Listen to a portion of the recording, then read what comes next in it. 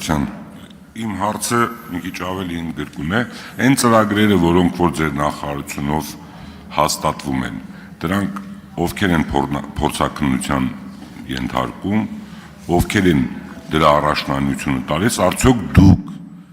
ամեն մի ծրագիր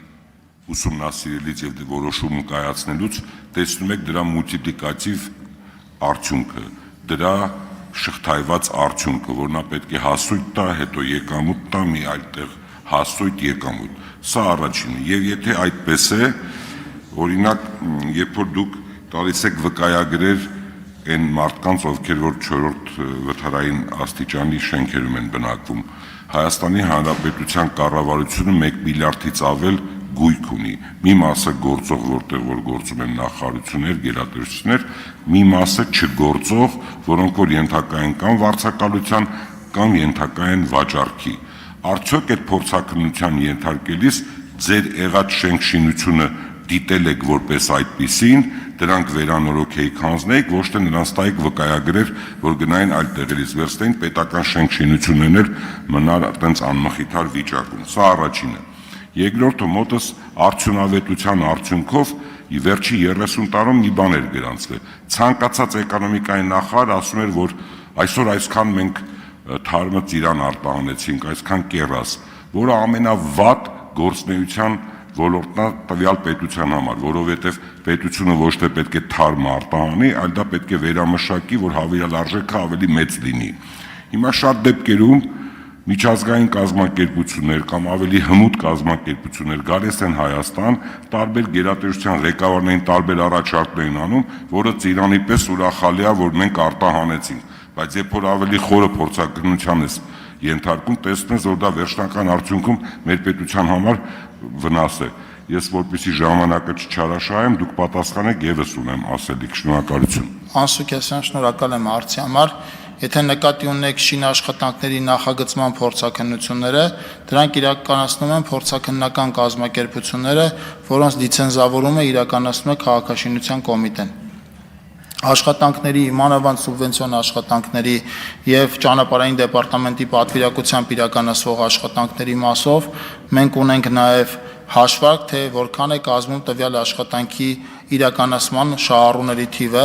այդպիսի տրամաբանության մեջ են հաստատվում մանկապարտեզները, այդպիսի տրամաբանության մեջ են հաստատվում ջրագծերը, լուսավորության ցանցի արդիականացման աշխատանքը, ջրահեռացման համակարգի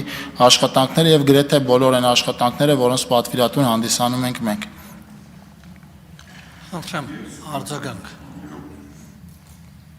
Մի րոպե, պարոն Սարգսյան, միացրեք համեցեք։ Հա, ես նկատի չունեմ սոցիալականը, ես ասում եմ նրանք, որոնք որ իրական հատվածին են վերաբերվում։ Եվ ես չեմ ասում դրա տեխնիկական գնահատականը, ես ասում եմ դրա արդյունավետության գնահատականը, ինչ աստիճանի մենք ռացիոնալ ենք շարժվում։ Միգուցե մենք մի ծրագիր այս պահին անենք, նա մեզ նորից սկսի գեներացնել, մյուս ծրագիրը անենք 2 կամ 3 տարի հետո։ Օրինակ, ես մի ուրիշ հարցեր ունեմ ասելու, որը որ շատ կարևոր է։ Օրինակ, վերցնենք, ես նայում եմ զարգացած երկրներում, երբ որ ասֆալտը քերում են 6 սանտիմ իջնում են կամ 5 սանտիմ,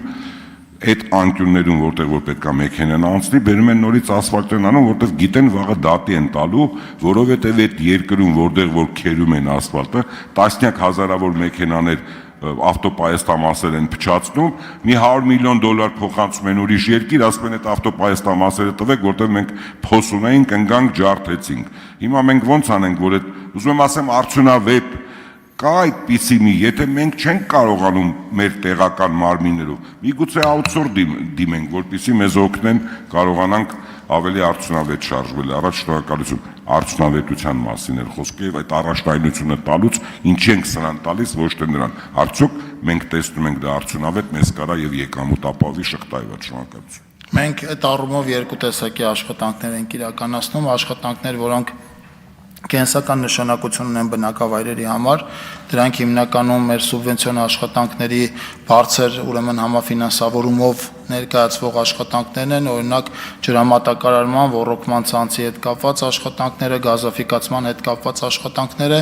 այնտեղ հիմքում դրվում է այդ հանգամանքը, որ սրանք իրապես առաջնային լուծում պահանջող աշխատանքներ են եւ մենք այդ աշխատանքները ամբողջական ծավալով որքան համայնքներից ներկայացնում են, մենք այդ ամբողջական ծավալը հաստատում ենք, եթե խոչընդոտող խանգարող այլ հանգամանքներ չկան։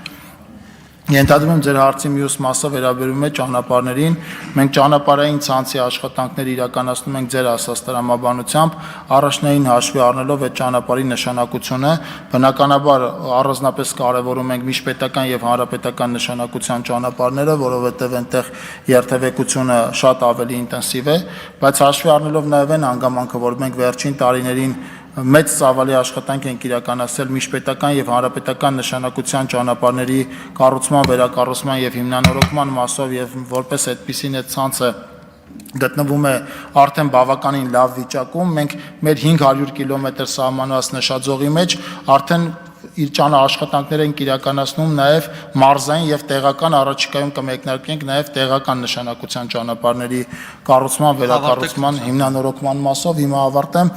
միջին նորոգման աշխատանքների մասով, երբ որ դուք ասացիք, որ ֆրեզավորման արդյունքում 5 սանտիմետրանոց շերտ է հանվում, մենք այս պահին ֆրեզավորման